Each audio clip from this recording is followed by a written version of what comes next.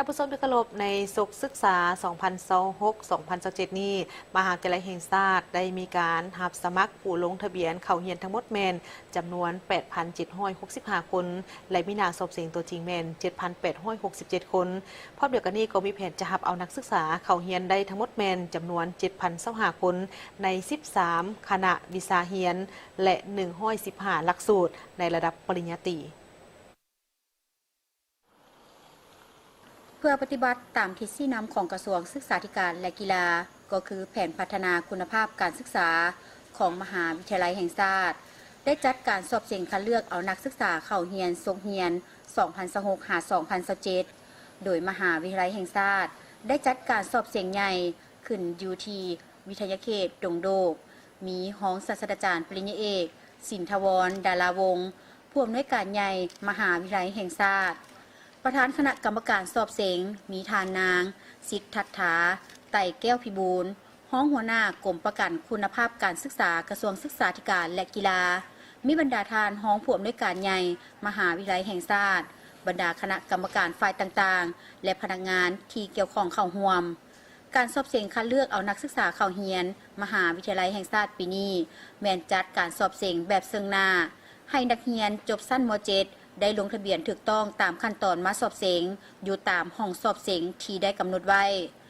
ห้องศาสตราจารย์ปริญญาเอกสินทวรดาราวงศ์ผู้อำนวยการใหญ่มหาวิทยาลัยแห่งชาติได้ให้สัมภาษณ์ต่อทีมข่าวโทรภาพแห่งชาติลาว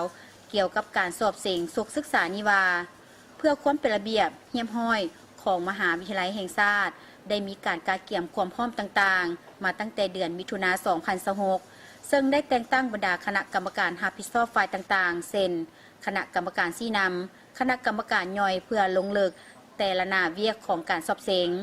ผ่านการกาเกี่ยมมาฮอดวันที่ 8 สิงหาคม 2026เป็นมือสอบเสียงตัวจริง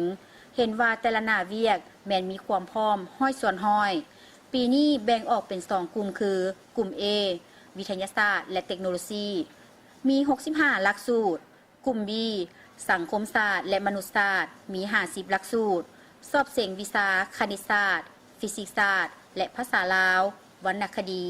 เคมีศาสตร์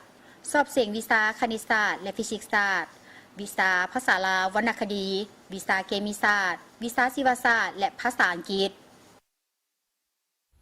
นักศึกษาได้มีความสนใจและมา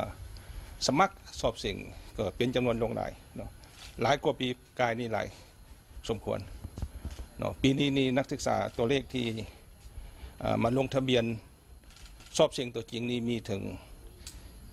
7,856 คนเนาะอันนี้เป็นจำนวนเพิ่มขึ้นจากปีกายนี้หลายสมควรในกะเกียมกรรมการที่จะไปเฝ้าห้องสอบเสียงกันจำนวน797ท่าน790ท่านจึงพอและในนั้นก็ห้องหนึ่งพอห้องก็ได้บรรจุ2ท่าน2ท่านต่อห้องตัวเลขนักศึกษาที่มศปีนี้ได้เสนอถึงกระทรวงศึกษาเพื่อขออนุมัติเข้าเรียนนั้นเป็น 5,670 คนเนาะ 5,670 คนนี่เป็นตัวเลขที่มศได้เสนอถึงกระทรวงศึกษาธิการและกีฬาเพื่ออนุมัติตัวเลขรับนักเรียนเนาะหมายความว่าจำนวนที่พวกเราเสนอเข้าเรียนตัวจริงกับจำนวนที่มาลงทะเบียนท่านก็เลื่อนกันหลายเนาะลงทะเบียนก็มีถึงเกือบ 8,000 คนแต่ตัวเลขที่พวกเราขอรับนี่ก็มีแต่ 5,000 กว่าอันนี้เป็นตัวเลขปกติแต่ละปีที่พวกเราได้กำหนดไปให้มันสอดคล้องตามหลักสูตรต่างๆที่พวกเราได้รับรองจากกระทรวงศึกษาธิการและกีฬานั้นเนาะการกวดบทพวกเราก็ได้ใช้ระบบทันสมัยทั้งหมดเนาะใช้ระบบเครื่องจักรกวดเราจะบ่เป็นอาจารย์เป็นผู้กวดจะใช้ระบบทันสมัยกวดทั้งหมดอันนี้ก็จะสร้างความยุติธรรมสร้างความโปร่งใสสร้างความเชื่อมั่นให้แก่ผู้สอบเสียงอันนี้บ่ให้เป็นห่วงทุกขบวนการล้วนแล้วแต่มีความโปร่งใสและยุติธรรมทั้งหมดพวกเราจะรับประกันให้ได้100%สำหรับศึกษา 2026-2027 มหาวิทยาลัยแห่งชาติมีแผนรับเอานักศึกษาเข้าเรียน 7,025 คนส่วนการสอบเสียงในครั้งวันที่ 8 สิงหาคม 2026 แม่นรับเอา 5,630 คน ภายหลังการสอบเสียงคาดว่าจะประกาศผลการสอบเสียงให้สังคมรับทราบในวันที่24สิงหายน